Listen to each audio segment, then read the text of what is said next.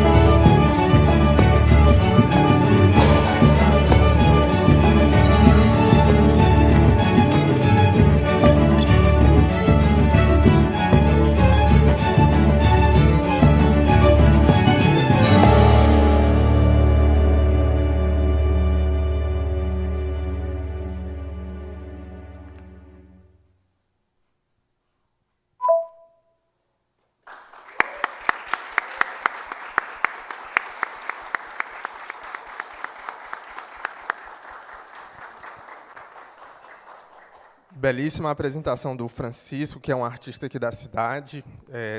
Já não é de hoje, né, que a gente acompanha essas apresentações. Eu acredito que vocês já o conheçam, o conheçam, aliás.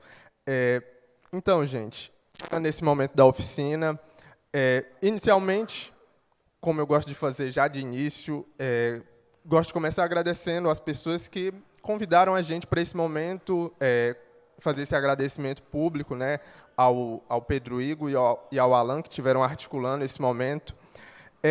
E também, por que não, né, lembrar todas as instituições que fazem parte do Conselheiro Vivo, né, que estão juntas, que não é pouca gente, né, muita gente envolvida. Começou no dia 2 de março e vai até o dia 13, então tem muita gente trabalhando, é importante que a gente reconheça. Inclusive, a parte inclusiva do evento, né, porque é um trabalho também muito importante que a gente esteja dialogando também com todos os públicos. Então, o nome dessa oficina não. Enfim, eu digo já porque eu disse oficina, esse ato falho. O nome dessa roda de conversa é Sertão Negro e Indígena. Quem é o sertanejo? A gente vai estar discutindo um pouco sobre isso.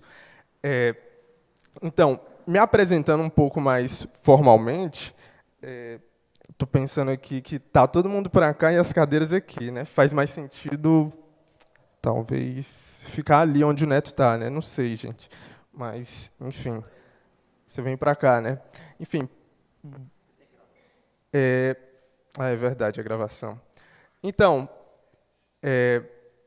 a gente contava com a presença de uma terceira pessoa que era fundamental também para estar falando sobre essa perspectiva de perceber um sertão e a presença indígena também aqui no Sertão Central, no sertão, no entendimento do interior para além do litoral, né? Então, essa convidada não pôde estar aqui presente, que seria a Cacica Irê. Ela teve outros compromissos, ela trabalha na Secretaria dos Povos Originários, né, no governo do Estado.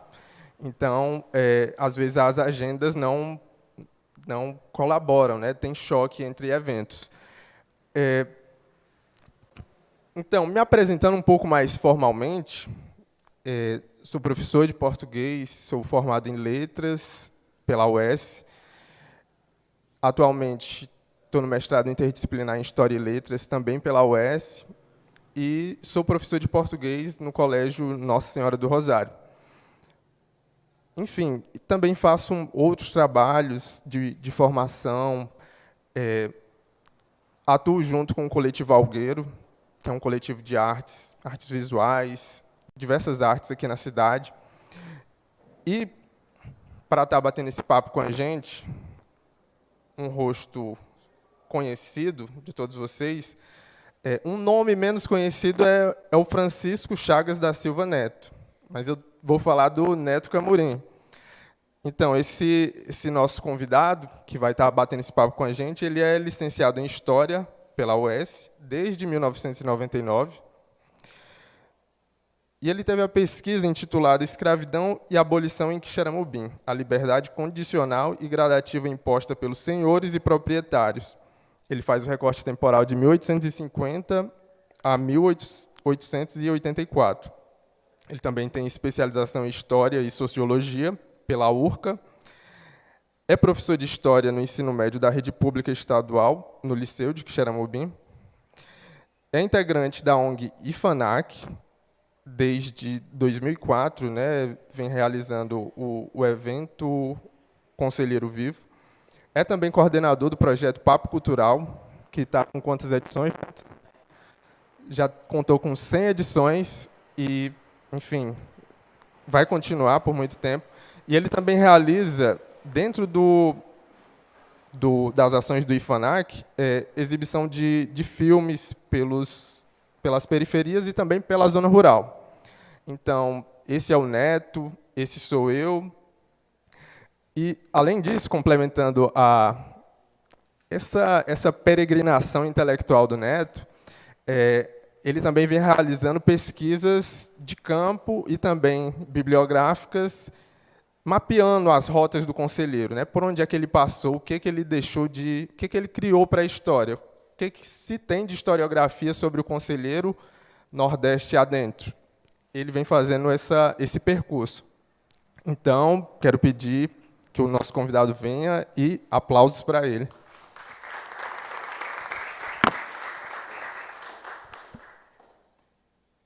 Então, gente, antes das palavras iniciais do Neto, gostaria de agradecer também a presença do nosso secretário de Cultura, o Neto, também salviano para os colegas de UES, que a gente estudou junto, fez algumas disciplinas no curso de Letras. Eu acho muito bacana tê-lo junto, apoiando. E também, quando eu vejo... Enfim, não é a centralidade do assunto, mas é importante a gente estar falando de sertão negro, de uma perspectiva de sertão negro, e ter uma representação política na cultura, de atuação política, como o Neto, nesse lugar. Eu sou um homem jovem, né? Eu tenho 26 anos, eu não me lembro de antes ter uma representação negra, muito menos uma mulher negra, né? Enfim, ou travesti, enfim. Isso já disse que a gente já mostra um pouco do que a gente está caminhando. Mas, enfim, essa oficina, Sertão Negro e Indígena, por que a gente vai falar disso, né? Quem é o sertanejo? Eu e o Alan estivemos ontem realizando oficinas em 2 escolas públicas municipais. Inclusive, a gente tem a professora Josiana, que é professora de língua portuguesa na escola Zila Carneiro, e a gente também foi no Padre José Vanesh. E a gente esteve dialogando com turmas de 8º ano para entender o que é que se percebe, qual é a imagem que se tem de um sertanejo, da sertaneja.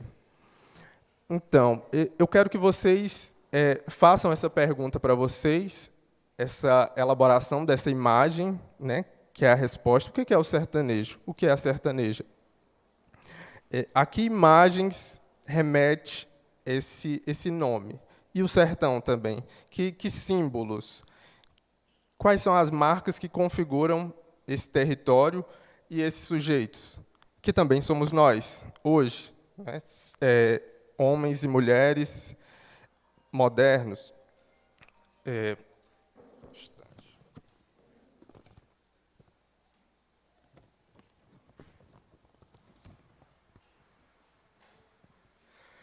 Então,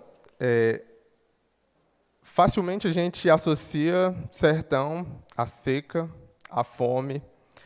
E por quê, né? Porque facilmente, de onde vem isso, né? A gente teve mídias, produções artísticas, assim como a gente ainda tem. A exemplo de filmes que têm um propósito mais comercial do que propriamente artístico e estético, para gerar um debate. Enfim, são propósitos, né? Aqui eu não critico o propósito de ninguém, mas em determinadas escolhas geram determinados resultados. Então, e a gente percebe que, ao longo dessa construção da imagem do que vem a ser o sertanejo, pensando aqui no nosso contexto de Ceará, porque o sertão é maior do que o Ceará, o sertão, aliás, ele está para além do nosso estado, para além do próprio Nordeste, né? Pensando que também tem uma região de Nordeste, ou de uma região de semiárido em Minas Gerais, uma região próxima já à Bahia, a gente percebe que a gente vai ter lacunas. Eu sou um homem negro, me reconheço assim, e eu não tenho associações ao sertanejo, ao sertão. Então, como é que eu, hoje, aqui, 2023, eu me reconheço enquanto negro e eu não tenho uma perspectiva ancestral dessa referência? Existe um apagamento, existe uma lacuna, existe um certo abismo que precisa ser discutido. Ou a gente vai continuar acreditando que não existem negros no Ceará? Porque essa foi uma máxima que se repetiu no pós-abolição. como problema resolvido, né? Ou então, o Brasil é um país da mestiçagem, todo mundo é misturado, é o pardo, é o mulato, é o moreninho, é a moreninha. Não diga negro não, não, o bichinho é moreno, como se fosse uma ofensa, né? Já foi utilizado como ofensa, né, o termo negro, mas também já foi reapropriado como um termo positivo, de afirmação, de identidade. Então, eu não quero me prolongar tanto, porque eu defendo a conversa, que a gente esteja, de fato, trocando, né? A gente não consegue fazer, de fato, uma roda, mas, simbolicamente, pela conversa, a gente faz essa circularidade. Então, para seguir o rito desse momento de roda de conversa, agora eu passo a palavra para o Neto Camurim fazer as considerações a partir das pesquisas que ele tem sobre sertão, sobre o sertanejo, sobre o conselheiro, sobre canudos, que é muita coisa. Ele vai fazer as considerações dele, em seguida a gente pode conversar. Boa noite a todos, boa noite a todas e a todos. Sejam bem-vindos e bem-vindas à programação do Conselheiro Vivo 2023, a todos vocês que estão aqui na casa, que nos acompanham pelo canal do YouTube Conselheiro Vivo Oficial. É um prazer e uma alegria, e desde já também agradeço o convite de tentar contribuir um pouco mais, né, nesses quase 20 anos que a gente já tem contribuído com este evento, mas nem sempre com lugar de fala, né, que é uma característica ainda muito presente na história do povo brasileiro, né, é que as populações negras e indígenas ainda são muito invisibilizadas.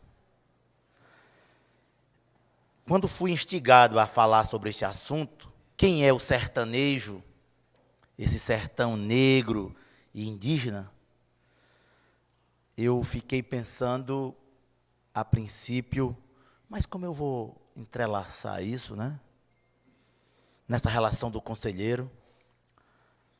Porém, as minhas andanças e, antes disso, as próprias leituras, já têm me apontado, né, e aí eu vou usar assim, duas referências importantes, ao meu ver, né, no qual eu tenho muito respeito e quero agradecer muito o que eles têm produzido, né, um já falecido, né, o saudoso José Calazans, maior pesquisador sobre canudos e conselheiro.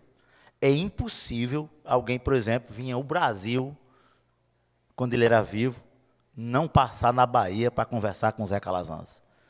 O homem dedicou 50 anos da vida dele acadêmica a estudar conselheiro e o povo do Belo Monte. E ele ouviu falar de conselheiro quando ele ainda morava em Sergipe, nas feiras. Quem vai falar de conselheiro nas feiras é o Cordel. E ele é advogado, vai morar em Salvador, se forma em História também, foi vice-reitor da Federal da Bahia, uma figura que morreu, né, já está há alguns anos, né, em 2001, se não me engano, e deixou um legado muito grande. O outro é o cineasta Antônio Olavo, negro, baiano, produtor de muito documento bacana e filmes, um dos mais importantes, que é muito conhecido da gente aqui em Queremobim, que inclusive tem personagens aqui, foi Paixão e Guerra no Sertão de Canudos, desde 93, né? Então tem mais do Piauí, do saudoso seu Marcílio Maciel, né? Enfim, ele fez um documentário interessantíssimo nessa relação Bahia-Ceará. E aí esses dois autores, esses dois pesquisadores, eles me apontaram, né, o caminho para essa fala. E eu agradeço de novo os seus escritos, né? Assim, depois eu fui reler hoje, aliás, ontem, uma parte da minha monografia de graduação, né? A liberdade condicional e gradativa, né, imposta pelos senhores proprietários em Quixeramobim, de 1850 a 84, que é o ano da abolição do Ceará. E aí me deu aquele estalo, interessante. Até o colega David está aqui, de manhã estava lendo um pouco isso, ele diz, interessante que eu cito alguns testamentos que eu fui encontrando no cartório para fundamentar a minha pesquisa, né? Por que a liberdade era condicional e gradativa? E aí eu fui descobrindo as pesquisas, né? De que ser mestiço, e conselheiro era mestiço, e que cabra era um termo também usado bastante na época. E o Antônio Olavo e o Calazans, principalmente, eles defendem, né, nos seus escritos, de que conselheiro é um homem negro, mestiço, vem dessa descendência, que nasceu nessa casa, em 30 do século XIX, saiu daqui aos 27 anos de idade, em 1857, vai peregrinar por este sertão cearense, por um determinado período, desempenhando algumas funções, né? Caixeiro viajante, mascate, rábula, despachador de cartório em fórum, enfim, esse homem, né? Esse homem que transita em muitos espaços. Mas pensar esse homem sertanejo, né? Por outro lado, eu também pensei na minha história, né? Você falando, Samuel, que é do sertão, mas não tem essa vivência, não. Assim, eu posso dizer que tenho uma certa propriedade, porque sou filho do sertão.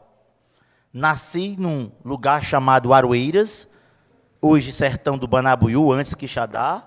Morei até os 25 anos no sertão, trabalhando na roça, né? Vivendo essa experiência de ser filho de morador, trabalhando na fazenda, para pagar meia, o dono da fazenda. Então, assim, tem um pouco dessa trajetória, né?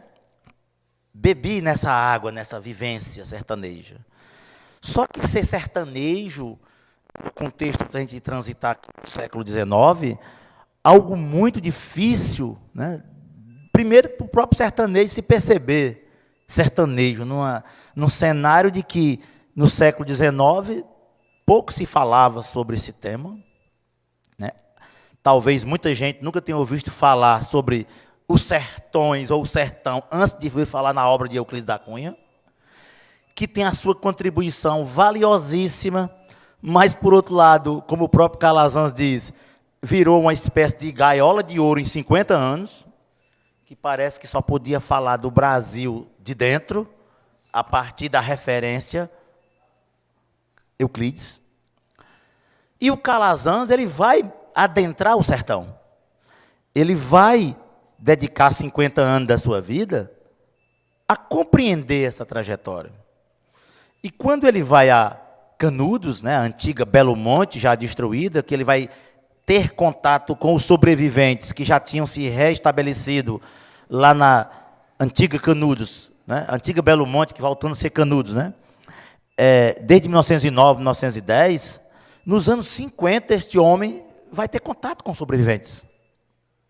E aí, a história oral, que Calazans vai muito nessa questão da oralidade, né, reconhecer também o trabalho de Pierre Verger, né, e Odorico Tavares, que em 47 escreveram um livro, Canudos, 50 anos depois, que na verdade eram vários reportagens para a revista O Cruzeiro, que depois foi catalogado e organizado num pequeno livro. E Calazans, ele vai ter contato com esses sertanejos, sobreviventes da guerra de Canudos, né? Que a verdade nós precisamos desconstruir isso. Não foi guerra em Canudos, é genocídio em Canudos, que até hoje o Estado brasileiro não fez nada, a não ser um açude, que é importante para apagar a memória também, por outro lado.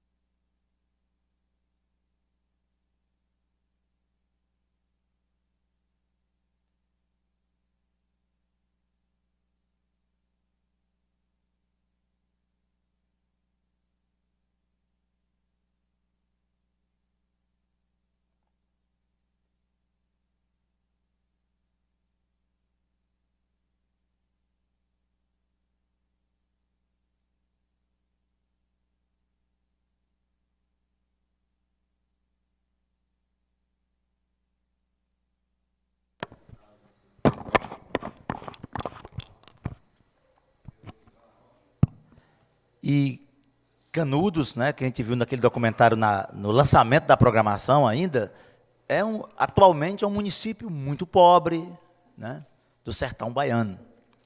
Mas, enfim, esses sertanejos que o Calazans vai ter contato, que são descendentes, né, de sobreviventes da antiga guerra, né, da que nós chamamos de Guerra de Canudos, vão relatar essas histórias, essa trajetória, né, do que foi, não só a partir da visão euclidiana, mas a partir de depoimentos dos próprios sobreviventes e seus descendentes. E esse sertão negro que o Ceará historicamente negou, né? Assim, eu me lembro que ainda na graduação pouco se falava dessa trajetória. Estava-se na própria universidade, os trabalhos estavam ressurgindo naquele momento, né, nos anos 80, 90, para dizer que o Ceará tem uma população negra, tem uma população que é descendente de negro. E esse conselheiro também ele vem dessa linhagem. Nessa perspectiva, pensar esse homem que foi incompreendido, que ainda é incompreendido, que ainda é renegado, né? O próprio trabalho do Calazans e do Antônio Olavo, eles nos apontam nessa direção. Dizer que toda a trajetória de conselheiro, durante todo esse período que ele peregrinou no sertão de Sergipe e da Bahia, né, e um período no Ceará, ele é marcado também por essa trajetória de que ele é um homem que vem de uma realidade sertaneja, obviamente, né, que vai se tornar pobre pela própria situação, que a família dele ele vai ter que vender tudo que a família tinha para pagar as dívidas, inclusive essa casa teve que vender para penhorar com os credores, né, que o pai dele era comerciante em Aracati. E esse homem vai sair por esse sertão, né, com essa aparência muito simples, né, pele queimada, agregando já por onde passa, depois que chega do sul do Ceará em diante, já com alguns companheiros seguindo. E o Calazans, de maneira assim, bem específica, ele ressalta de que uma das questões que ele acha que é uma injustiça na história brasileira, segundo ele, é não colocar conselheiro como um dos abolicionistas. Por que conselheiro não é considerado abolicionista? Já que ele vai com a sua mensagem, com muitos seguidores, no período que antecede a abolição e também depois, porque o povo que vai morar em Belo Monte, em sua maioria, era negros e índios, pobres, da região, principalmente do Vale do Itapicuru, que corta grande parte do estado da Bahia, né? Vai seguir a trajetória deste homem.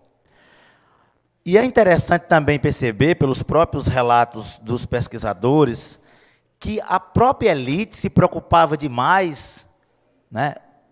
A professora Consuelo Novaes, Sampaio Novaes, ela tem um livro chamado Cartas do Barão, que é interessante como os fazendeiros ficavam escrevendo para o Barão de Jeremoabo, que era o grande chefe político do sertão da Bahia e de Sergipe.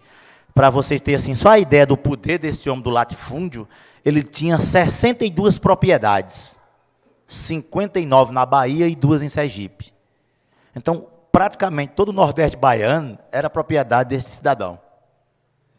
Então, imagine a preocupação, porque onde o conselheiro ia passando com o seu povo, geralmente negro, pobre, né, a mão de obra começa a faltar. Aí as cartas para o barão, olha, o povo está acompanhando esse conselheiro, este homem está tirando a nossa mão de obra. Percebe o discurso como é atualizado, quando a gente escuta hoje? Não, o povo de hoje não quer trabalhar, não. Não quer trabalhar ou as pessoas que contratam não querem pagar dignamente? Eu gosto muito de uma versão que um amigo aqui de Xerambim diz, né? Seu Almir Fernandes, que é meu amigo, ele diz assim, interessante, o povo diz que não quer trabalhar, mas quando tinha inscrição aqui em Xerambim, na Cocalco, o povo dormia na fila, lá no CNDT, a noite toda, dobrava o quarteirão. Ou seja, não é que as pessoas não gostam de trabalhar, mas qual é a condição digna de se dar esse trabalho? Então, quem morava nas fazendas, vê uma mensagem de conselheiro, um homem do sertão, que começa a agregar sertanejos, que chega com a proposta que ele era religioso, mas ele era um homem de ação, não ficava apenas rezando, orando.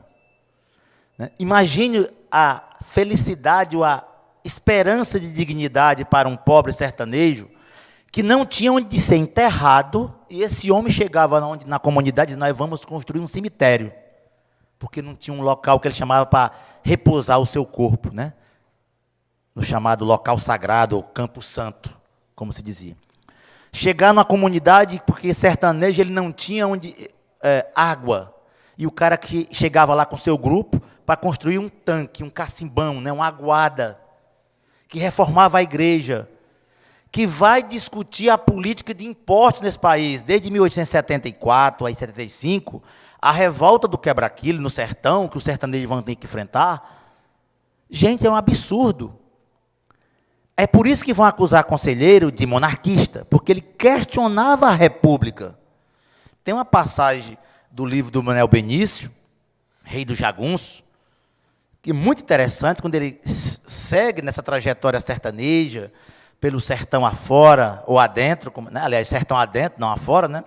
Esse cidadão e esse seu povo, ele chega nas comunidades, estava na hora da feira, no dia de feira. E entendam, o imposto, ele chega desde o Império, penalizando, cada vez mais como hoje, a quem trabalha e ganha pouco. E ele escuta o diálogo lá entre o fiscal do governo, né? Se fosse hoje era Cefaz, né? Digamos, na feira. Dona Benta, lá em Bom Conselho, uma sertaneja, artesã, produzia esteira. Para ela colocar a esteira no chão, no local onde ela expôs a esteira, o imposto era 100 mil réis. Para ela vender a esteira, custava uma esteira dela 80, aliás, desculpe, era 100 conto de réis e a esteira 80 ponto de réis. À noite, na pregação, o conselheiro vai dizer, está vendo o que é a República? A República é um anticristo. Dona Benta, ela é branca, mas ela é pobre. Ela está vendendo a esteira, olha o que é que chega, o que é a República? Ela vem para nos massacrar, nos escravizar. Ah, então, parece aquela coisa de hoje, né? Assim, não, então se você não é meu amigo, é porque você é contra mim. Não, então ele é monarquista. Né? Não, porque lá ele disse que tiraram Dom Pedro II do trono, que a princesa Isabel fez a abolição. Então, porque ele é monarquista. Então, o conselheiro é uma das figuras da história brasileira que mais vai sofrer fake news, por exemplo. Porque a história do sertanejo não é contada pelo sertanejo. O livro que vai ecoar lá fora, e reconheço isso, que foi os Sertões, talvez sem os Sertões, ninguém no exterior, no Brasil, tivesse informação do que foi, por exemplo, a Guerra de Canudo, o Belo Monte e tal. Mas o Euclides da Cunha é uma figura do litoral. Ele chega, logicamente, no contexto que ele foi, viveu, estudou, com toda a característica e a formação do século XIX. Alguém que vem influenciado pelas teorias racistas. E para ele o sertanejo é um desengonçado, é um bronco, a mulher é a bruxa. Esse povo não sabe de nada.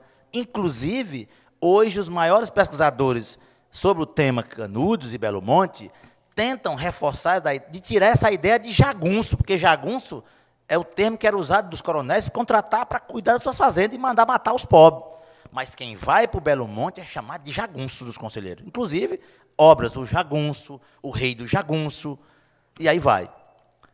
Essa trajetória, pessoal, é importante discutir, porque o papel do sertanejo ele é negado. Mesmo Euclides escrevendo uma obra belíssima, com toda a importância que ela tem, mas ela é preciso fazer essas reflexões. Qual é o destaque, né?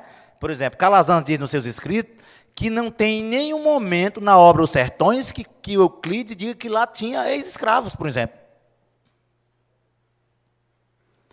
Então, isso é importante a gente rediscutir essa literatura. Por outro lado, para caminhar aqui para os meus finalmente, né, para o meu tempo que foi pré-determinado, eu acho que é interessante a gente pensar um pouco, né, de como é que é esse sertão e esse sertanejo. seja do Ceará ou de qualquer outra parte. Esse ser distante, né, que a colonização chega expulsando, né, primeiro matando, depois expulsando o que sobra, seja índios e negros para locais mais distantes, para ir para os quilombos, ou aqui, por exemplo, a colonização vai, o que sobrou empurra os índios aí para as serras de Guabatorité, e aonde é que tem uma serra distante, porque vão tomar as terras do povo nativo. A obra de Euclides da Cunha, né, eu gosto muito da citação do Machado de Assis, nas suas crônicas, né, que ele escrevia na semana, né, ele diz que como é que Machado de Assis é uma figura que vai defender, questionar, mas por que esse homem é tão criticado? Porque ele tem uma descendência sertaneja, ele é um homem mestiço, ele é descendente de negro, mesmo que a família dele teve uma condição melhor. E aí ele diz assim, que chegou no Rio de Janeiro, Machado de Assis, e chamou a atenção na banca de revista, né, na Rua do Ouvidor, onde toda a notícia da capital federal na época discutia-se. Uma senhora disse, ei, me venda aí um jornal que fala daquele homem que briga lá fora. Aí o Machado de Assis, briga lá fora. Aí ele comprou o jornal, falando da Guerra de Canudos. Qual é a leitura que a capital, o litoral, tinha de Canudos? E do sertão como um todo? Isso é lá fora. Isso é como se não fosse o Brasil. Né? Nós, sertanejos, nós não era Brasil, pessoal. Na visão da história da elite tradicional, da história brasileira como um todo, construída durante todo esse tempo. E aí, eu para encerrar mesmo, eu gosto de uma frase de um amigo meu, professor da Universidade Estadual de Feira de Santana, professor Aleilton Fonseca, no qual tenho muita gratidão e amizade, e escreve obras da literatura, Samuel, muito, né, coordena o mestrado de literatura na estadual, escreve sobre Canudo e outros temas, traduzidos livros para o exterior e tal. Ele estava numa live dele na pandemia, durante a pandemia, ele disse uma frase que me chamou muita atenção. Eu queria encerrar essa minha participação primeira e depois abrir para a conversa com vocês. É que ele disse, olha, o sertão, ele é uma nação. O sertanejo, ele é essa nação. Agora, o Brasil ainda não é uma nação. Viva Conselheiro, viva o sertão.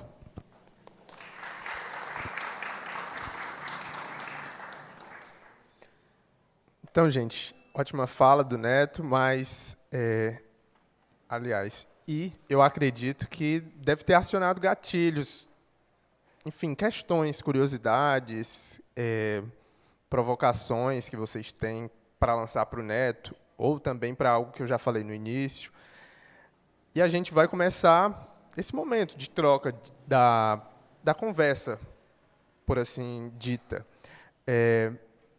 Vamos fazer blocos, né? Vamos ver se a gente faz um bloco de 3 e a gente segue, né? Vocês, quem quiser falar, levanta a mão.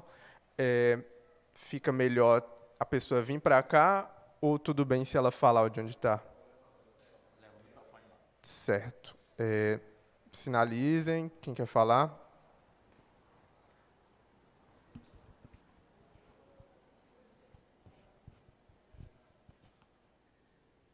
São tímidos.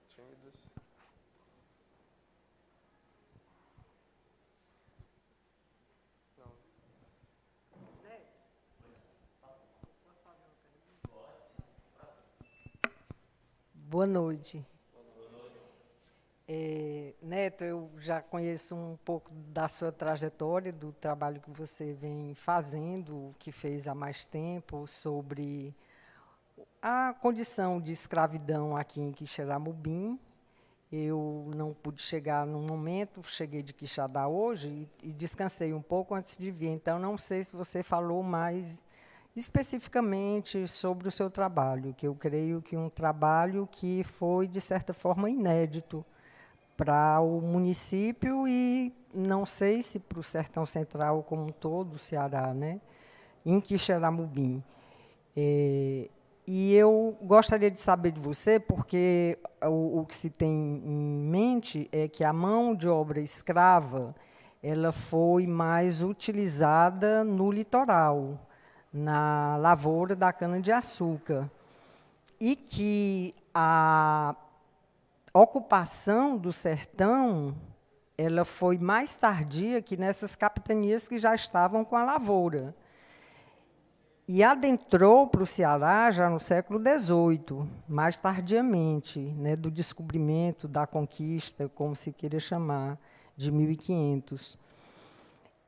E eu gostaria de saber, já que eram pecuaristas que estavam chegando, e a gente sabe que até hoje você fez um paralelo com o mundo contemporâneo, e eu faço um paralelo com o mundo contemporâneo da zona rural, que até hoje tem vaqueiros.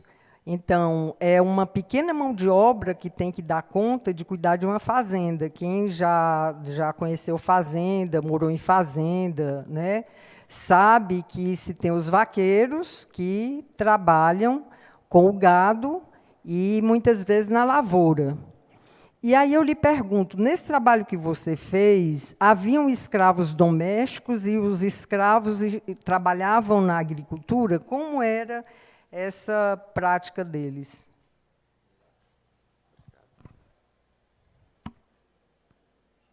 Mais alguém?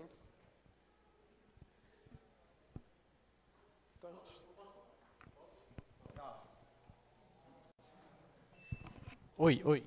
Não, o primeiro ponto do meu questionamento é esse silêncio para questões que ninguém tem, né? A grande maioria de pessoas aqui é branca. Tem negros, eu não sei se eles se identificam como negros também, né? Mas esse silêncio para questões, aqui na Casa de Conselheiro, no evento que a gente já falou de gênero, a gente já trouxe outras possibilidades para fala de classe o tempo todo, mas a questão racial aqui em Quixerambi é muito silenciada, né? Esse silêncio mostra bem o quão falta de discussão sobre raça em Quixerambi, sobre pensar o negro, sobre pensar o indígena, sendo que... não, na verdade, eu vou deixar para os presentes na mesa falarem, né, sobre... historicamente, em dados, talvez o Neto possa responder isso, qual o contingente de formação racial da cidade de Quixerambi? Porque a gente sai na rua, a todo momento estou pensando em imagética, eu sou fotógrafo e cineasta, a todo momento estou pensando em imagem, estou pensando em discurso. Eu dei uma oficina ontem com o Samuel, pensando nessas discursivas, e a todo momento que eu saio na rua eu vejo negros, eu vejo traços indígenas, eu vejo uma racialização bastante marcante, mas na hora de falar, há um silêncio, sobretudo aqui e agora, né? Eu jogo essa pergunta para vocês. Se vocês têm essa ideia de qual o contingente histórico de formação de Quixerambi, como é que esses dados históricos são trabalhados? Se vocês têm esses dados históricos da formação, negros, indígenas, brancos, e é dentro desse tensionamento que eu jogo até para a plateia. Por que a gente não está pensando raça, né? Por que a gente está discutindo? Esteve a Manuela Dávila aqui no primeiro dia do evento, uma discussão sobre gênero, mas a casa também já está fazendo uma discussão sobre gênero há muito tempo, e sempre tem questionamentos, sempre tem falas muito contundentes, sobretudo da plateia.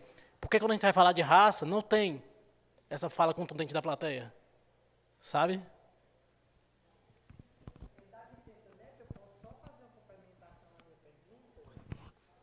Eu não sei se quando você escreveu seu trabalho, já estava publicado o trabalho do Eurípides Furnes, que ele faz também um levantamento em várias cidades onde havia, né, escravos. Ele faz essa reflexão de escravos domésticos e tem um encontro nos sertões que, inclusive, o professor Tairone, que trabalha com sertões, parece participar, que é no Rio Grande do Norte. Eles se reúnem para falar sobre o sertão. É um evento, um acontecimento bem importante para o Nordeste.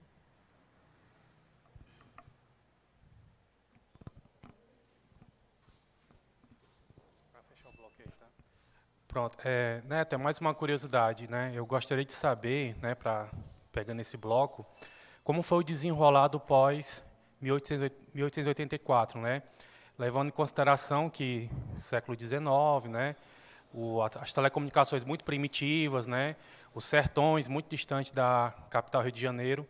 Gostaria que você falasse um pouco como é que foi esse pós 1884, como é que foi a aceitação, se foi dada a liberdade, né, aos escravizados de imediato, ou não, teve uma certa resistência.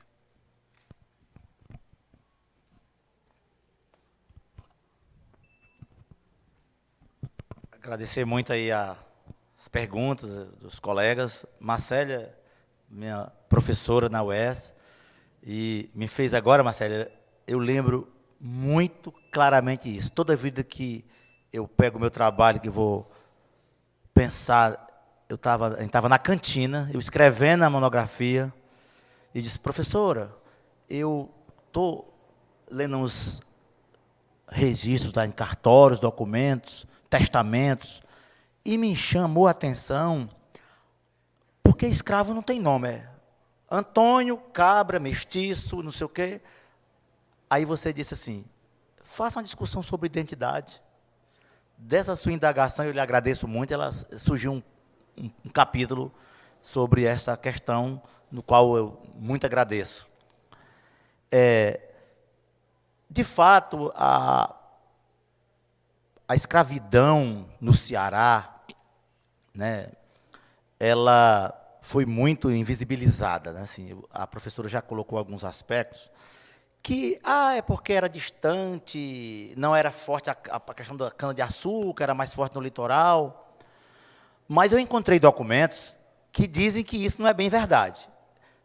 Alguns textos que a gente lia, inclusive, na graduação, lá no curso de História, nas disciplinas de História do Ceará, diziam, não, a escravidão era mais lá no sul do Ceará, lá em Barbalha, Crato, que tinha cana-de-açúcar, ligado mais a Pernambuco, né? Procurando minas preciosas no Cariri. Tinha um pouquinho lá na região da Serra, do Baturité, Praculá, Ibiapaba, mas assim, pouca coisa se falava. Quando a gente se depara, e eu tive acesso a alguns documentos, né, testamentos de proprietários, aqui de Quiramubim, por exemplo, que eu encontrei testamento, primeiro que o professor Pedro Alberto, ele nos coloca no seu...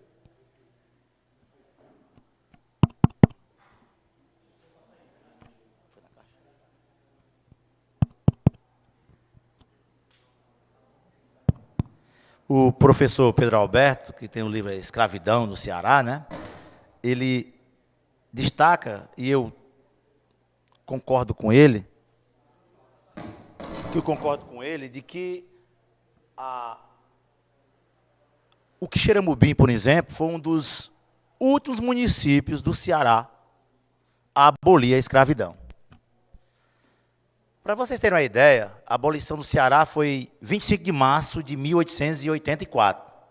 Em meados de março, encontrei testamento, né, de proprietário lá da região do Facão, né, o senhor Gomes Pimenta, que tinha 21 escravos, 10 escravos, homens, 11 mulheres, e havia uma resistência dessa abolição. O que vai contribuir para que acelere esse processo no Ceará é que vão aumentar o imposto, para quem tem, era de 10 mil réis para 100 mil por cada escravo.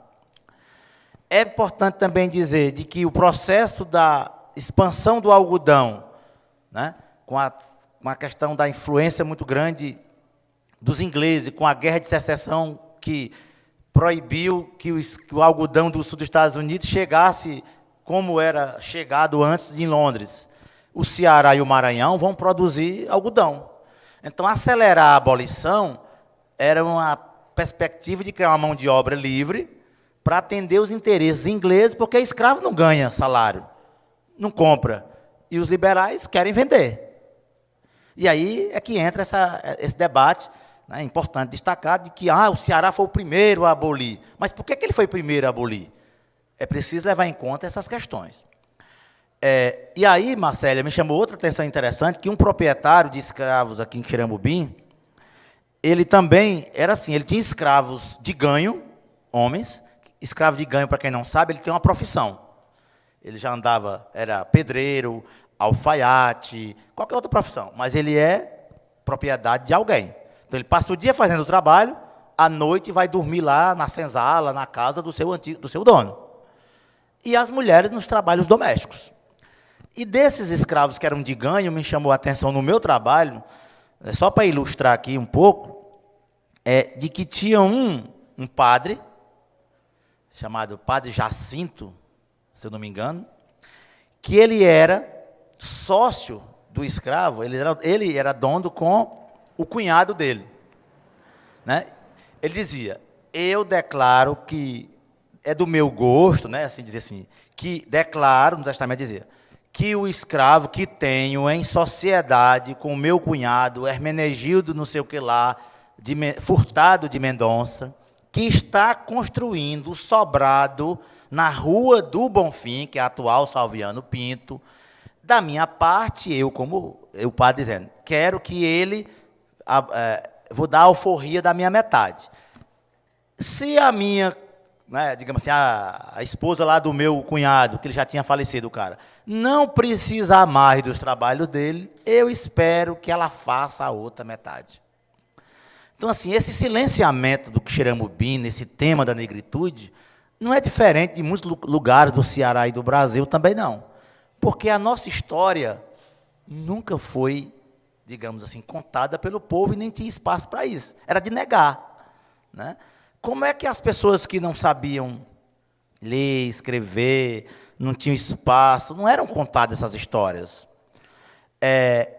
Essa questão também que Marcélia traz em relação ao vaqueiro, por exemplo, né? Nós sabemos que muitos dos vaqueiros, né, são descendentes desse povo, escravos, que moram nas fazendas, que cuidavam do rebanho, né, que dão essa essência sertaneja que nós ainda hoje temos.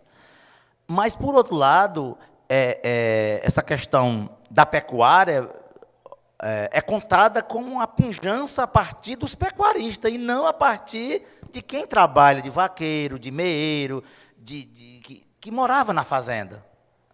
Então, essa questão do sertanejo, isso ficou aquém desse processo. E você, Alexandre, trouxe uma coisa interessante, né? 1884, assim também como em 88 no Brasil, as pessoas que vão ser abolidas, elas não têm para onde ir. Eles vão continuar morando onde estão, com uma condição precária, não são cidadãos, né? É uma carta de alforria na mão, né? Mas essa carta vai servir de quê? De fato, se o Estado brasileiro não vai permitir que essas populações tenham escola. Gente, a primeira escola pública da nossa cidade é em 1942. E não era para pobre, é bom que se lembrar que o Assis Bezerra, que é a escola pública inicial aqui, não era para as pessoas pobres na época que estudavam. Né?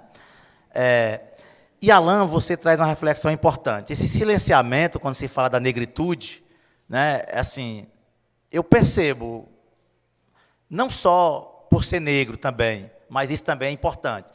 Mas talvez também eu perceba que a nossa cidade, aqui em Xeramubim, né, não sou daqui, mas moro aqui há 30 anos, é nossa, né? Porque também a gente não é daqui, é de todo canto, né? Não tem essa história de que eu sou daqui, a gente é de todo lugar. Né? Como conselheiro não é daqui, mas é do mundo todo, e é bom que seja assim.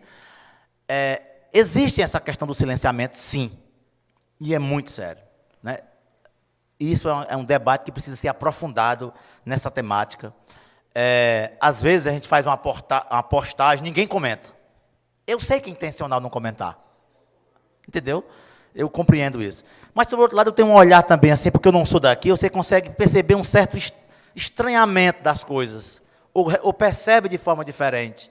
Porque uma cidade de característica muito provinciana, tradicional como a nossa, que é a primeira do Sertão Central, dessa questão do latifúndio, da pecuária, das famílias tradicionais, isso ainda é muito forte. Né? Para isso ser rompido, só mais educação de qualidade, só mais esse debate acontecer.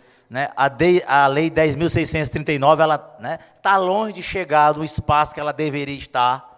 Gente, quantas vezes a gente tentou levar esse debate para a escola, principalmente, porque o currículo, pessoal, ele é branco, é eurocêntrico. Não, vamos deixar para falar sobre o tema do negro lá no mês de novembro. Não, para falar da questão indígena, o abril indígena. Não, você fala no abril indígena, está ótimo. Não tem a transversalidade dessas questões no currículo.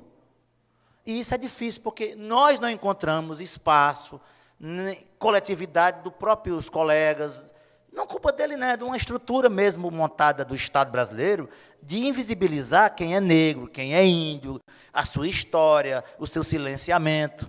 Né? Eu levei agora, nesse início de semestre, de ano letivo, para a sala de aula, para falar sobre história a partir, introdução ao ensino de história, a partir de um documentário sobre os profetas da chuva. A pergunta que eu fiz, gente, quem só sabe fazer história quem sabe ler e escrever? Não, professor. Por que a gente não valoriza a nossa história? A gente escuta a história dos nossos avós? Ou a gente acha que ele está caducando, não quer nem saber? Não, quero escutar a sua conversa, não. Papo velho, antigo, não serve de nada. Nós valorizamos a trajetória das populações negras, indígenas, né? Por que o Belo Monte do Conselheiro vai ser destruído? Gente, a maioria é pobre. Inquieta, incomoda a igreja, o latifúndio, o exército brasileiro, a república como um todo. Né? Então, assim, por que nesse país as populações mais pobres que começaram a adentrar na universidade, com todas as críticas que alguém possa fazer, a ProUni, a Enem, mas avançou o acesso às populações mais pobres ao ensino superior, incomoda tanto? Porque são espaços que os pobres não frequentavam. Gente, eu tenho uma amiga que ela disse que passou a primeira vez na UFC, lá nos anos 90, foi a Fortaleza, ela se benzeu, pensou que era catedral. Sabia nem o que era universidade. Porque pobre não sabia o que é universidade. Por isso que esse debate ele tem que acontecer no chão da escola, no chão da casa do conselheiro, no terreiro da fazenda, no quintal da nossa casa, na hora do almoço, na hora do jantar, nas rodas de conversa que nós possamos estar, para dar essa visibilidade, ou pelo menos inquietar, para sair desse silenciamento. Porque senão nós vamos ter mais, Marcelo, não vamos ter voz de vaqueiro mais, falando sobre vaqueiro, não vai ter ninguém falando, é coisa do passado. Mas esse passado, ele não pode ficar no passado. Um país, uma cidade, um estado que não valoriza a história do seu povo, como um todo, o povo da sua origem, ele está fadado a não ter essa identidade. Transpor para fora, para dar valor ao que vem de fora. Bonito é porque fulano vai trazer, e não o que a gente sabe fazer. Então, estar aqui nesse espaço aqui hoje, isso é romper fronteiras, sim. Porque era improvável, em outros contextos, um negro, filho de agricultor, pobre, de origem sertaneja e sertaneja, estar dialogando com meus pares. Era para chamar alguém de capital que é doutor. Não era assim que era feito, né? Sempre na escola, né? Eu trabalhei muito tempo na escola particular, no Colégio Estado do Rosário, e o coordenador do Aridiçá da época dizia assim, gente, é tão bom, né? A gente vem de fora, dá uma aula aqui, o pessoal um silêncio. Você veio de fora, venha todo dia que você vai saber que a conversa não é assim, não. Porque a gente é assim mesmo, pessoal. Né? Então, esse silenciamento, ele não é algo, assim, proposital. É uma construção histórica que tem que ser desconstruída e é por nós. Não tem jeito. É romper fronteiras, é acreditar, é se aprofundar na história dos sertanejos, seja dos que seguiram o conselheiro ou não, do Beato Zé Lourenço, do Padre Cício, do nosso avô, da nossa avó, daquele que a gente conhece, que tem uma trajetória, que passou pelo cangaço, enfim, não interessa para a transversalidade que ele está. Mas ou a gente se apropria da nossa história, não para ser bairrista, aquela coisa 100% nordestino ou 100% negro, que eu não concordo muito com isso, não, mas é para a gente se entender, porque o conselheiro ele foi morto, porque o seu povo ele foi massacrado, porque que depois que acabaram o Belo Monte, mataram o povo com guerra, joga gasolina, jogar combustível e tocar fogo nos cadáveres. Você sabe o que é isso? Para os cachorros comer depois o que sobrou? Se não fosse um coronel lá, inclusive da região, da Formosa, que é lá perto, para enterrar pelo menos o que sobrou, para dar uma certa dignidade, nem isso tinha. Então, isso é genocídio, não tem outro nome.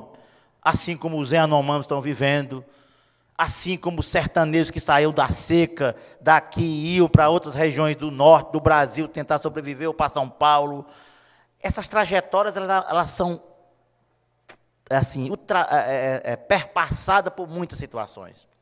E essa trajetória dessa mesa de trazer esse debate, quem é o sertão ou o sertanejo, é a gente fazer essa introspecção ou essa reflexão para a gente entender quem somos nós. Né? Quem é a Micaele, por exemplo? Quem é o J. William? Quem é o Alexandre? Quem é o Samuel? Quem é a Marcélia? Né? Quem é a Socorro Barbosa? Quem é o David? Quem é o Alan? Quem é o César, Carlos César? Enfim, nós temos que se perguntar, assim, como é que a gente se constrói num país que não quer ainda, né, reconhecer a sua identidade enquanto povo diverso, plural. Porque é muito bonito falar, o Brasil é um país mestiço, diverso, plural, miscigenado, lindo. Mas na hora de discutir das pautas do índio, dos negros, das mulheres, né? Aí, peraí, não, já estão querendo direito demais. Né? É por aí, não, peraí, vamos com calma. A coisa não está muito bem assim, não. Vamos dar uma freadinha. Vocês estão querendo direito demais. Direito demais? Nós não tivemos direito. Então é preciso repensar, é preciso abraçar e desconstruir para construir uma outra nação. Né? E eu acho que o conselheiro ele serve, e muito, com outros líderes populares desse país, de inspiração. Né? Porque, como diz o saudoso Suassuna, né? O Ariano Suassuna, né? É importante que a gente saiba que é preciso conhecer a história do povo de Canudos, não só de Canudos, mas ele pega Canudos como uma referência importante, porque de fato né, a história do povo do Belo Monte, para entender esse Brasil. Certo? Mas é preciso também entender a história do Xeramubim a partir da trajetória do povo, e não só de quem foi vereador, prefeito, deputado. Não, eles têm o seu papel. Mas o povo tem muito mais, e por que não é lembrado, por que não é discutido, por que não é valorizado, por que os nossos escritos não é sobre esse povo? Para isso trazer uma outra visão, é isso que eu acho que é importante que a gente possa fazer.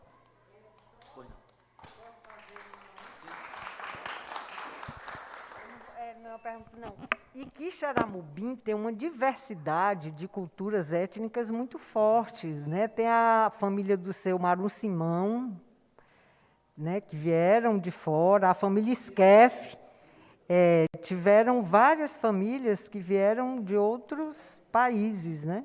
Então, é importante. Aqui tem, na estrutura arquitetônica, tem determinadas portas que parecem do Oriente, né, que lembram isso.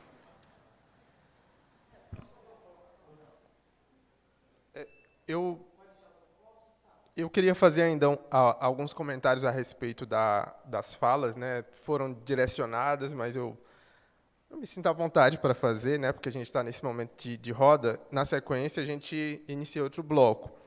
Então, pegando do início, o próprio professor, historiador Eurípedes Funes, no trabalho dele, é um livro que ele organiza, né? E ele tem um capítulo, não é? Isso. E tem o capítulo Negros no Ceará, não é? Inclusive, ele cita o meu trabalho nesse capítulo, Marcelo. Uma citação, ele cita o meu trabalho nesse artigo. Então a gente associa, né, nessa linha do tempo, né, a importância do trabalho do Neto também para essa fundamentação do trabalho do professor Funes. Ele traz dados de contingente de população escravizada em muitos municípios do Ceará, enfim, províncias, né? Quixeramobim é um dos, vou chamar territórios, fica mais fácil, é um dos territórios no interior que mais tem uma população escravizada. E aqui tem um detalhe conceitual que a gente tem que saber para tratar dessa questão, porque às vezes a gente se confunde. Quixeramobim tinha muitos escravos. Eu estou querendo dizer o quê com isso? que tinha muitas pessoas escravizadas. E que pessoas eram essas? A gente não pode mais cometer o equívoco de referir a pessoas negras escravizadas a pessoas escravas, porque a escravidão também atingiu populações indígenas. Em um número pequeniníssimo, também atingiu europeus. Então, escravo é um conceito, pessoa negra é outro. Aí acontece de a pessoa negra ser escravizada. Então, eu acho que é básico e fundamental, é elementar que a gente entenda isso. Outra coisa, falando sobre a abolição aqui no Brasil e no Ceará, né? A gente vou abrir umas aspas aqui para dizer que a gente foi o primeiro dos últimos, né? Pensando Ocidente, né? A abolição, a abolir a escravidão. Então, Brasil, aí o Ceará é o primeiro dentre os últimos a abolir a escravidão. E eu nunca entendi o porquê.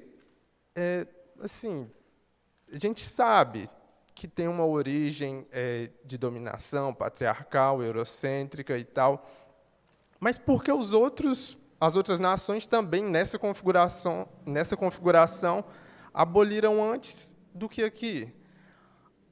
Aí tem um historiador, Eric Williams, que ele tem um trabalho muito importante, que é Escravidão e Capitalismo.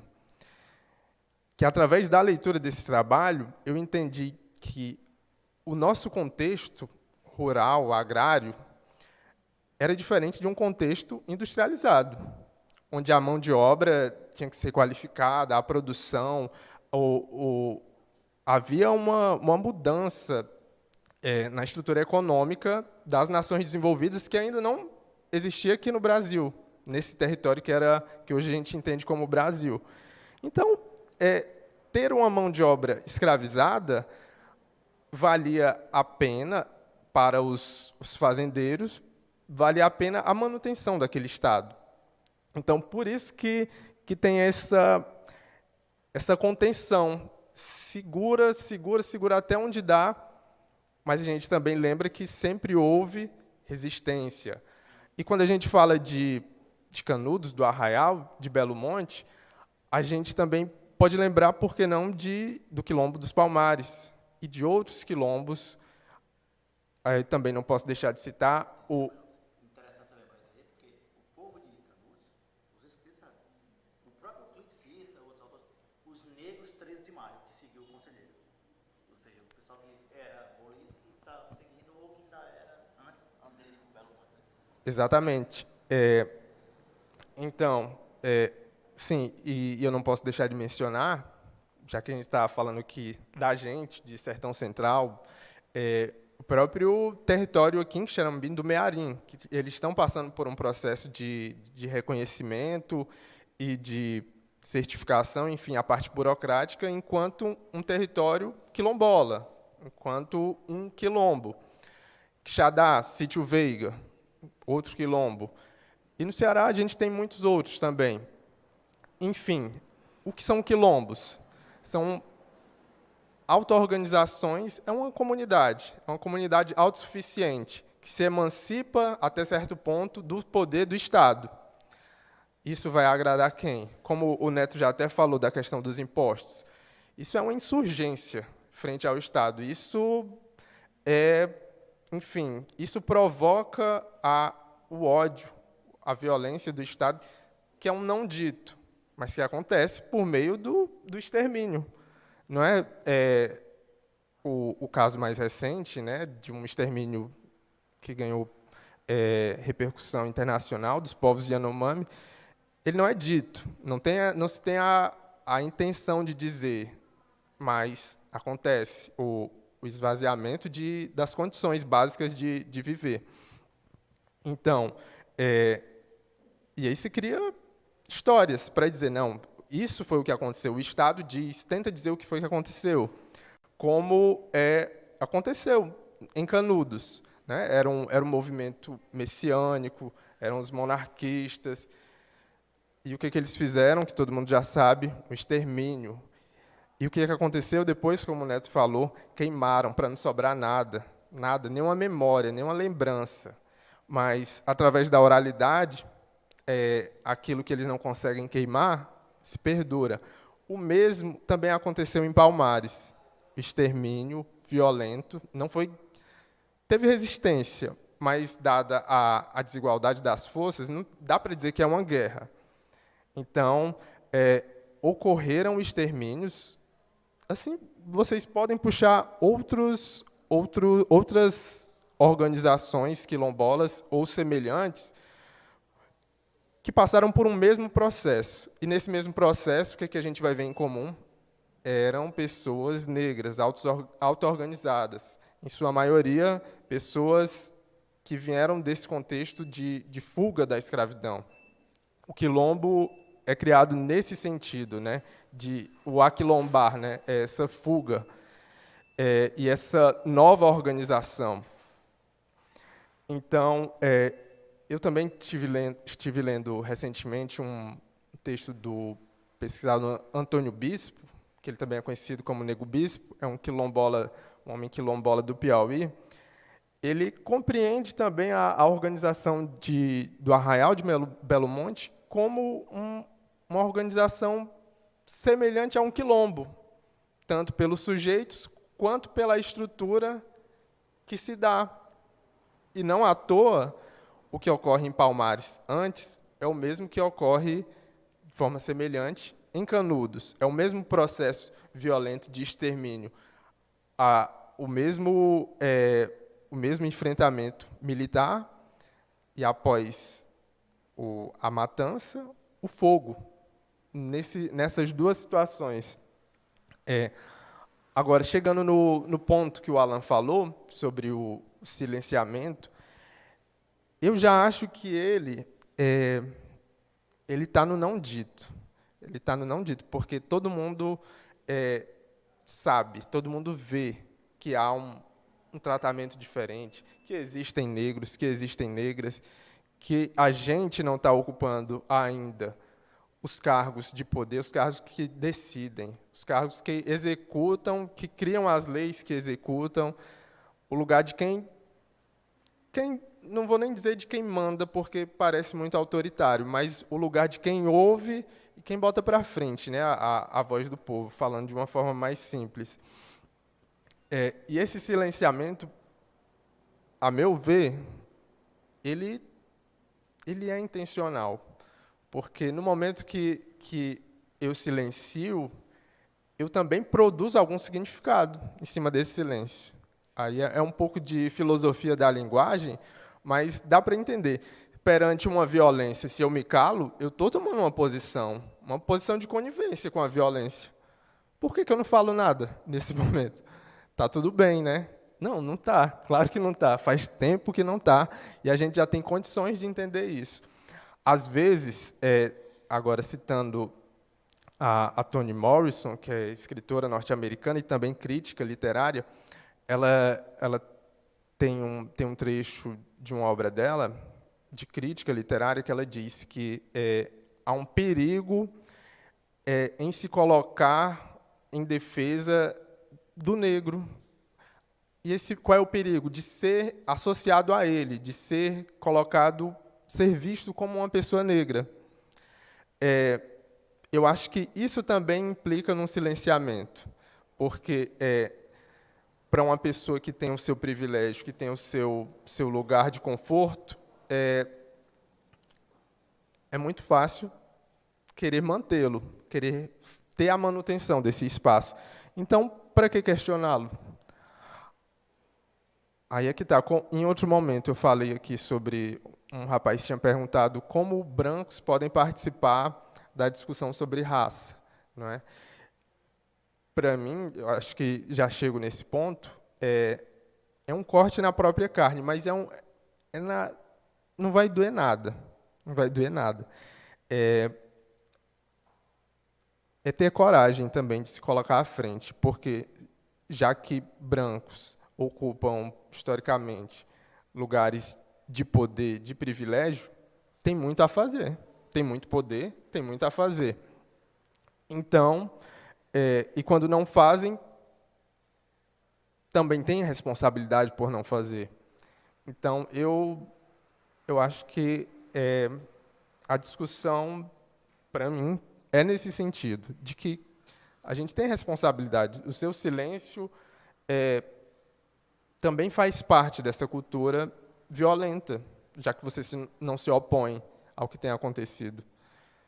E isso para as violências em geral, povos indígenas, mulheres brancas, negras, travestis, enfim, o nosso Estado, ele é precursor de várias coisas, de vários acontecimentos, mas ele também está à frente de índices de violência. Isso é preocupante.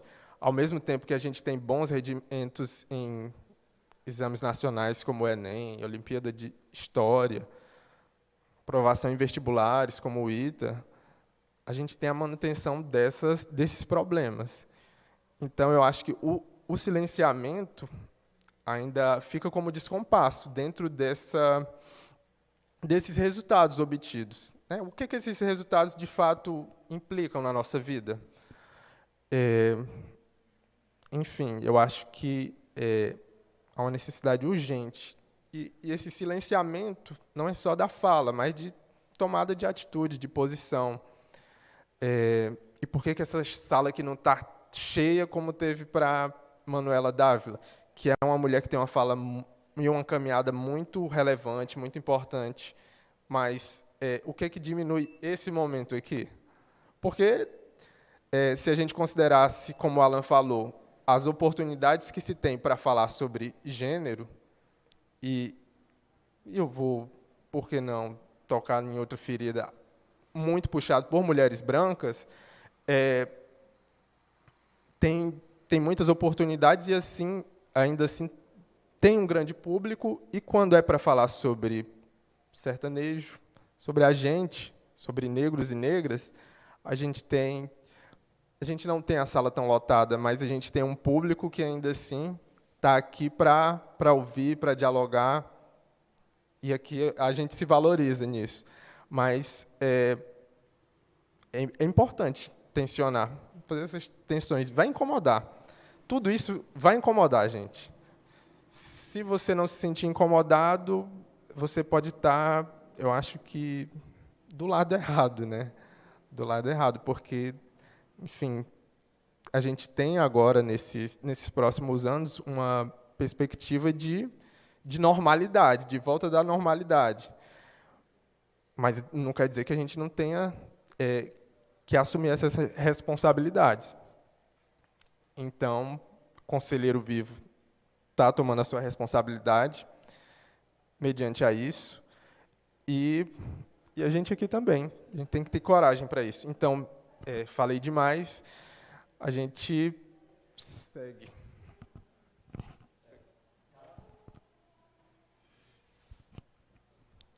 Bom, boa noite. Primeiro, eu gostaria de fazer duas colocações. A do Alan, quando ele fala que a gente meio que se cala, relacionado à temática do negro, do índio. Na verdade, eu não vejo assim. Na verdade, o que eu entendo é que nós não conhecemos nossa própria história. Então, como que eu vou falar de índio se o que é trabalhado na escola é só o dia 19, que é referente ao índio? O que é que eu entendo sobre índio aqui no Xeramubim? Onde que estavam esse povo? Acabou, sumiu? Foi o que aconteceu. Então, é preciso que a nossa cidade, nós acadêmicos, caia para dentro da pesquisa, para a gente poder reescrever nossa história. O livro de pesquisa, o livro de fundamentos que a gente tem, é o livro do professor Marum, Xeramubim recompondo nossa história. Quando a gente vai dar uma aula de história sobre Xeramubim, a primeira coisa que a gente faz, vamos correr atrás do livro. Qual é o outro fundamento? E onde que cita o índio naquele livro? Uma obra belíssima, mas qual o destaque que dá para o negro naquele livro? Será que eu estou conhecendo minha história? Eu pesquiso a questão escravo indígena do Xeramubim há 10 anos. Agora eu vou começar a publicar. Estou com 10 anos lendo livros da diocese, arquivo público, indo em cemitério, entrevistando famílias. E hoje a gente conseguiu mapear o Quixeramobim de uma forma que você identifica hoje quem é o índio, o descendente de índio, você identifica quem é o descendente de escravo.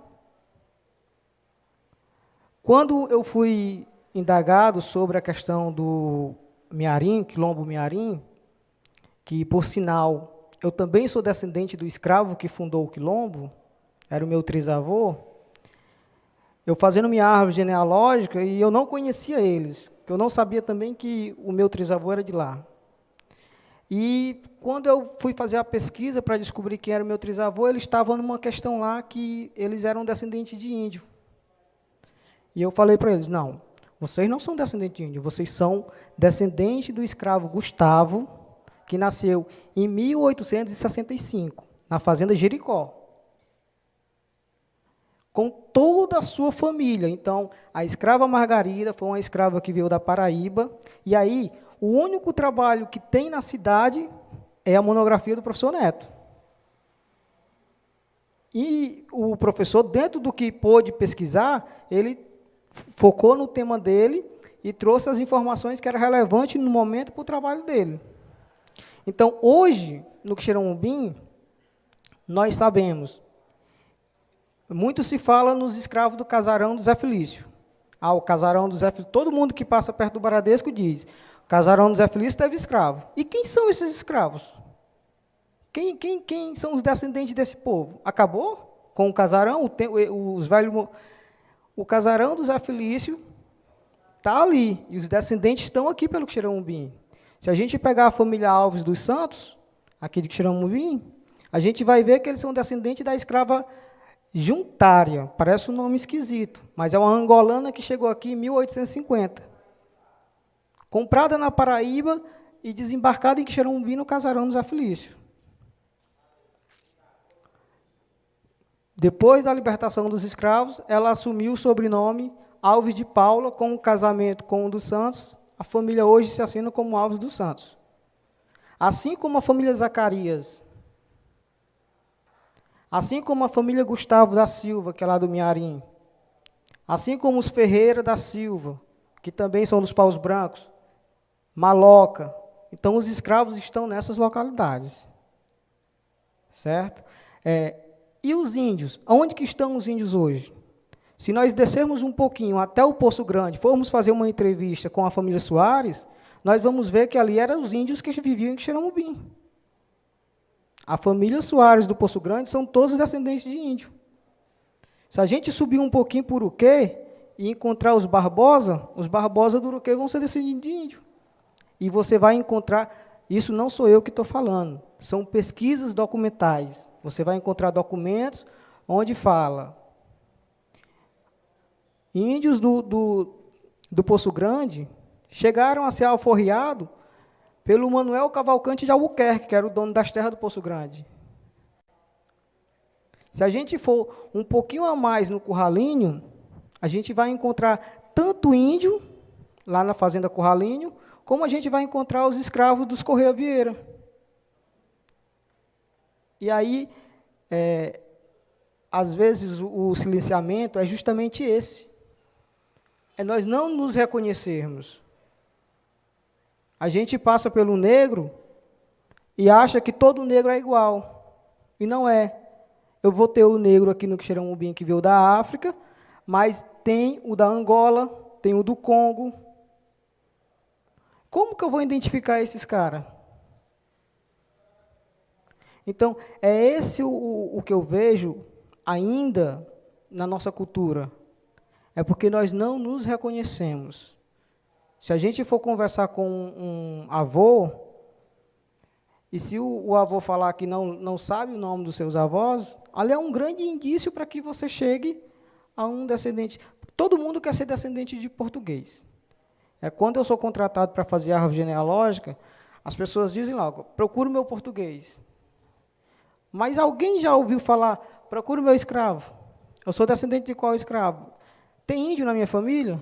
E já aconteceu casos, uma família meio que tradicional do Quixeramobim me contratou, a gente fez a árvore, chegou no escravo, ele disse, não, pula para o lado do papai. O lado da mamãe não dá nada, não. Está entendendo como é que funciona? E, infelizmente, é assim que funciona. Nós não nos reconhecemos, a professora falou sobre o trabalho. Até pouco tempo, a minha bisavó ela era doceira. E era um trabalho que já vinha passando de mãe para filha desde a época da escravidão. Desde a época da escravidão. Então, esses eram os existia as escravas do Xeramobim, fazia sim o trabalho doméstico. De todos os inventários que eu li até hoje, e o professor Neto também já leu muito inventário e sabe do que eu estou falando, de todos os inventários que eu li até hoje, apenas uma senhora da família Pinto de Mendonça deixou uma casa para uma escrava, no seu testamento. O resto, o máximo que deixava, era a metade de sua alforria, e que a outra metade seria para prestar serviços para os seus filhos. Então, assim, esse tema é um tema que precisa ser estudado, mas é um tema que precisa ser escrito. A gente precisa produzir material para levar para a sala de aula, na sala de aula, debater o tema, para que o aluno possa conhecer sua história, suas raízes, aí sim, aí nós vamos produzir muito material. A gente tem uma dificuldade, e aqui não é nenhuma crítica, é só um adendo, tem a eletiva hoje de história local. Eu vejo professores, colegas meus, em ar de perder os cabelos, porque não consegue produzir material para dar aula de história local. Então, se eu tenho uma aula o ano todo, eu tenho que ter material. E a história do Xeramobim é uma história grandiosa. Grandiosa. O que está faltando é justamente isso. É importante o debate, mas o campo da pesquisa nós precisamos produzir. Nós precisamos produzir material para que nós possamos conhecer nossa história. Essa seria a minha fala e eu agradeço aí.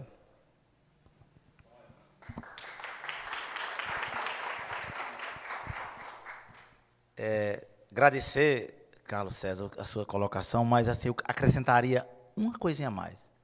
Eu acho que a gente já tem algumas coisas pesquisadas, avançamos nas pesquisas, agora, acho que nós precisamos também avançar na perspectiva de cobrar políticas públicas de financiamento para publicar isso.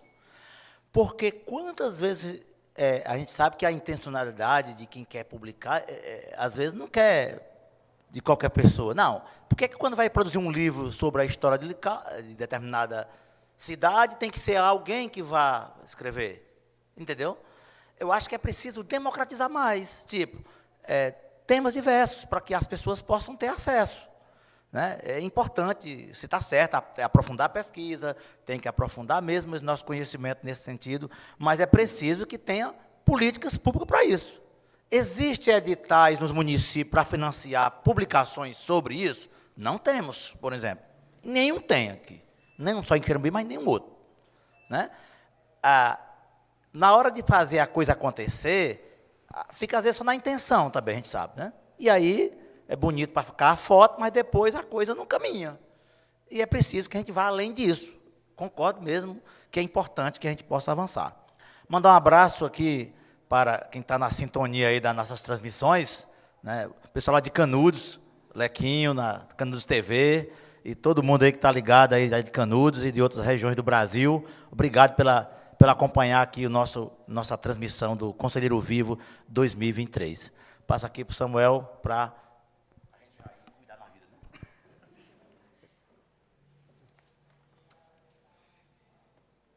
Então, gente, já nos encaminhamentos finais, então, como a gente está numa roda de conversa, acho que vale ser flexível, mas a gente faz uma fala mais breve. Então, eu já não vou dizer nada, vou seguir a ordem. Alan comenta. Opa, é só um último comentário, um adendo, concordando com a fala do amigo e do Neto. sobretudo, mas entendendo também que a produção ela é limitada porque ela não chega em todos os espaços. A produção acadêmica ela é muito limitada. Não é todo mundo que está na academia. A produção dos editais, como o Neto citou, também é muito limitada. Ela só é acessível a quem tem uma certa condição epistêmica, intelectual, de acessar aqueles meios, e até mesmo contatos, né? Mas eu acho que, sobretudo, além dessas duas questões, nós, negros, intelectuais, pesquisadores, estarmos em coletivos, estarmos em organizações, entender que uma organização negra é potente, produzindo na academia, produzindo livros, filmes, fotografias, discursos, produzindo eventos como esse, mas também é preciso uma organização negra que esteja de frente com as populações adjacentes da cidade, sobretudo Quixeramobim. Levar discussões como essa para escolas, levar discussões como essa para associações, trazer discussões para cá, levar essas discussões para a mesa de bar, sabe? Para quem não sabe, Neto Camurim, que é um dos percussores da pesquisa sobre a contingência negra no Sertão Central, vocês tinham um coletivo, não era isso? Como era o nome do coletivo, Neto? Não, a gente tinha um coletivo. Era o PAN, né? Era do PAN, né? Isso, era o PAN. Mais recentemente, Samuel, Gisele, Ellen e eu tínhamos um coletivo também que levava discussões para diversos locais, diversas possibilidades diferentes. Então, nós negros que estamos pesquisando, vamos estar em coletivo, vamos produzir atividades para além da academia, para além do audiovisual, que sou eu, para além da literatura, para além da produção, para além da casa de Antônio Conselheiro, mas vamos sair daqui e fazer aquele papel de formiguinha, né? Espalhar a palavra, como dizem de outras formas. Era só isso, gente. Só mais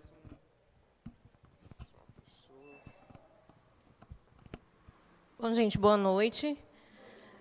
Queria aqui agradecer o Samuel, Neto Camurim, né, o Carlos César. Nós estamos aqui na presença de muitos professores hoje à noite. A gente observa que os professores estão fazendo parte desse movimento e que me veio aqui na memória a questão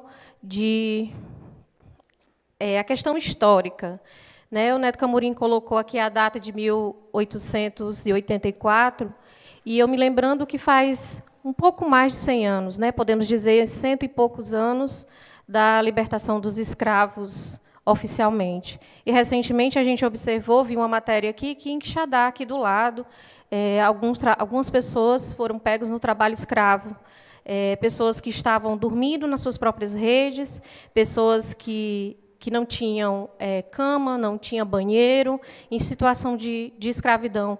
Num tempo histórico curto, né, Neto? Que 100 anos de história, para a gente que estuda um pouco de história, a gente sabe que é pouco tempo. E eu concordo com o Carlos César que a gente não tem fontes históricas para buscar essas informações, principalmente da nossa história local. E a gente agradece muito vocês que fazem essa pesquisa, que colocam esses momentos que possam ser compartilhados, que a gente possa buscar essas informações que são tão difíceis para a vida de hoje. E nós, como professores que estamos aqui, está plantando uma sementinha que eu tenho certeza que, dentre esse novo século, esse século XXI que nós estamos começando, que ainda estamos no início do século XXI, eu creio que, daqui a alguns anos, essa conversa esteja mais ampla, essa conversa esteja mais em vários locais e que as pessoas estejam cada vez mais abertas para essa reflexão que começa aqui, com nós, professores.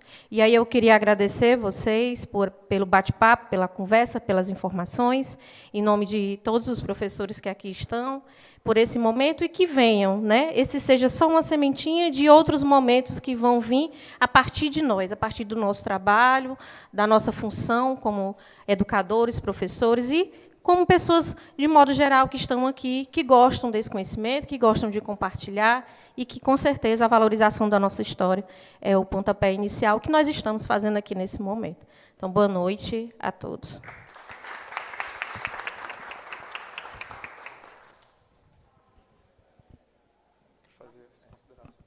Gente, eu queria muito mesmo agradecer a oportunidade de conversar um pouquinho sobre um tema tão importante, mas assim, eu estava aqui lembrando também, Marcélia, que as coisas só se tornam importantes quando a gente também se reconhece, né? E não é fácil, né, a gente que tem uma trajetória sertaneja, pobre, negra, que todo mundo diz, todo dia, desde quando nasceu. Olha, eu me lembro que ia para a escola, a mãe da gente dizia, ó, meu filho, não diga nada com ninguém, fique lá no seu cantinho quieto, não fale nada. Como é que nós vamos ocupar o nosso espaço assim, né? Assim, é preciso entender que a gente precisa avançar. Claro que sim, mas a gente só vai avançar nessa compreensão quando a gente se reconhece. Eu passei a universidade 4 anos. Quando eu saí de lá, é que começou a entender a importância do que é ser negro. Despertar, porque essa construção ela é no coletivo todo dia, no dia a dia, no cotidiano, nas expressões, nos gestos. Mas a gente só vai avançar nisso, todos nós juntos, negros, negras, brancos, índios, asiáticos, abraçando a bandeira da causa para defender mesmo as minorias, né, as nossas identidades, né, as nossas raízes, porque senão a coisa não vai chegar, né, ou vai demorar ainda mais 100 anos para chegar aqui onde a gente quer. Tá? Muito obrigado a todos e a todas. Dizer que é sempre bom estar conversando, trocando ideias e aprendendo sempre um pouquinho mais. Tá? Gratidão mesmo a todos vocês, boa noite e viva o Conselheiro e que acompanhe a programação do Conselheiro Vivo, que segue até o dia 13.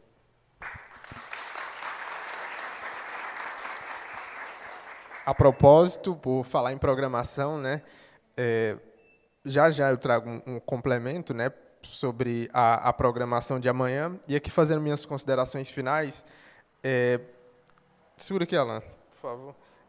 Tem um trabalho também que eu abri aqui no celular, enquanto o Carlos César, né?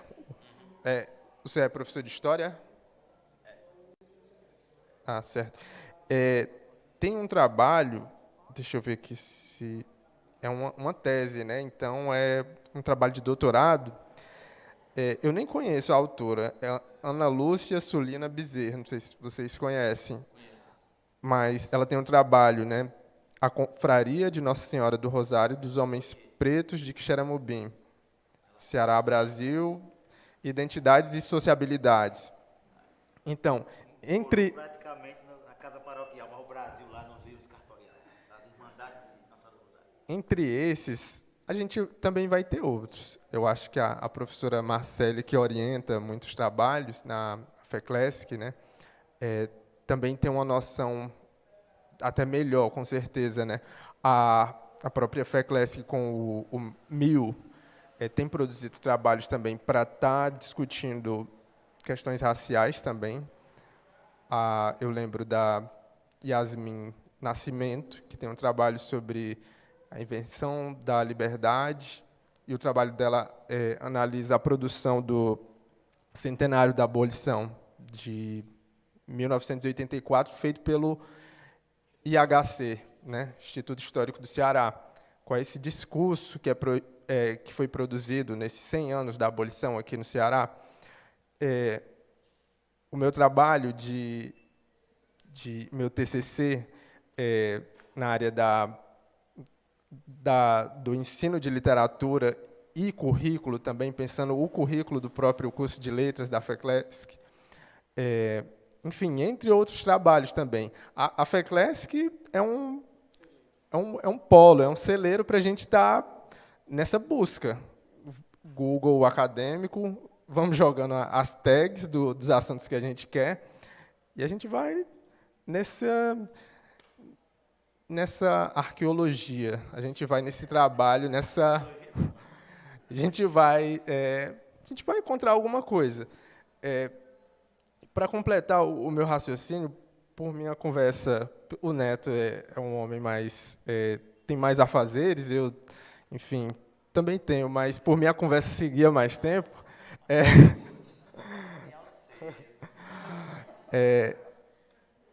Eu enfim, para completar, para eu sair daqui satisfeito, sem ressentir, deixado de ter falado algo, eu também acredito que, para a gente falar da história do Ceará, falar enquanto professores e professoras nesses processos de formação, eu acredito que, para a gente fazer minimamente bem feito, a gente tem que passar por esses sujeitos, homens e mulheres negras, entendendo o contexto de quando ocorre a escravidão e quem são aqueles sujeitos envolvidos e onde e de que forma.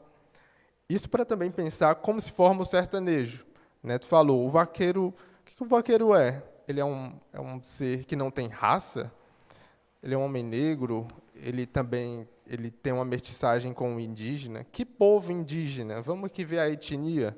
Vamos se aprofundar um pouquinho, vamos sair desse lugar de o escravo e o índio, porque a gente cria um lugar ainda idealizado. Eu chamar negros de escravos como sinônimo e povos indígenas de índios, povos indígenas já é uma generalização de centenas de etnias que a gente tem.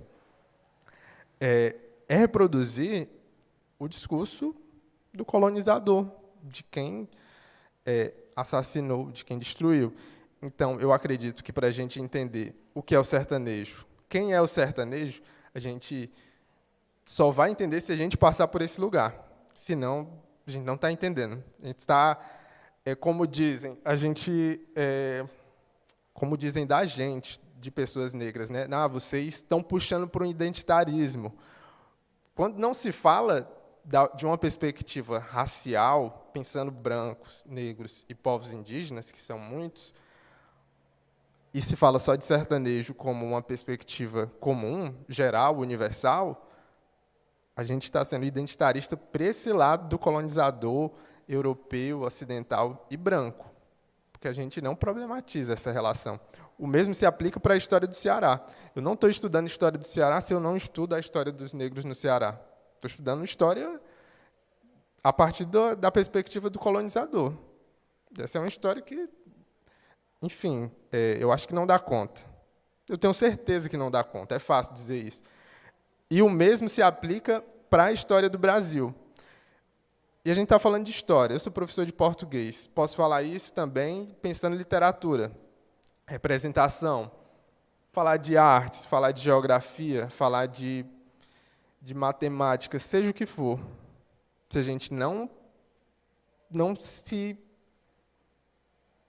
dedica um tempo para isso, para sair desse marasmo, a gente dá seguimento a essa educação que já vem numa perspectiva industrializada, de marcar A, B, C ou D, cadê o gabarito, não sei o quê, e a gente não aprofunda nas relações. Enfim, da minha parte era isso. Desculpa se me alonguei demais, mas, enfim, saio satisfeito. Foram muito boas as contribuições de vocês. Agradeço ao professor Neto Camorim, agradeço à equipe de intérprete de Libras, agradeço à equipe técnica, à equipe da casa, todo mundo que esteve no apoio. E amanhã, de manhã, amanhã a programação à noite, no dia 8 de março, né, nesse 8M, Dia Internacional da Mulher, a Casa de Conselheiro vai ter, às 19 horas, às 7 horas da noite, roda de conversa Mulheres e Literatura. Convidadas, Nathalie Oliveira, que é professora e escritora, Kinaya Black, que é escritora e gestora cultural, e Gorete Pimentel, que é professora e poeta. A mediação vai ser feita pela Mayara Albuquerque, que é educadora, pesquisadora feminista e realizadora do projeto Severinas Mulheres do Sertão.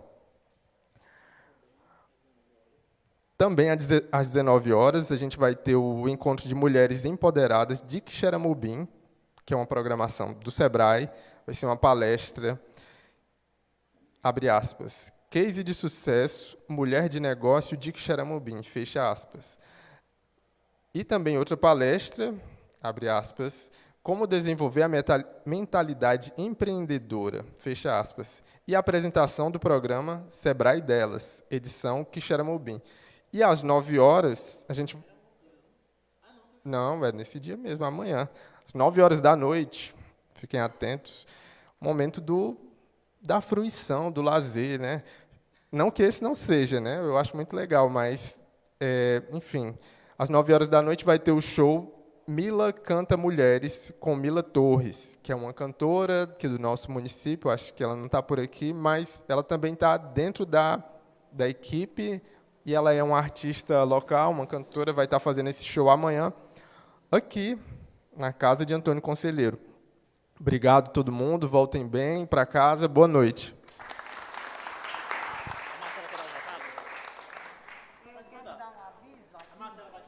Por favor, eu estou querendo dar um aviso, se for possível esperar só um pouco. É que eu, há 30 anos, aproximadamente, leciono na FECLES,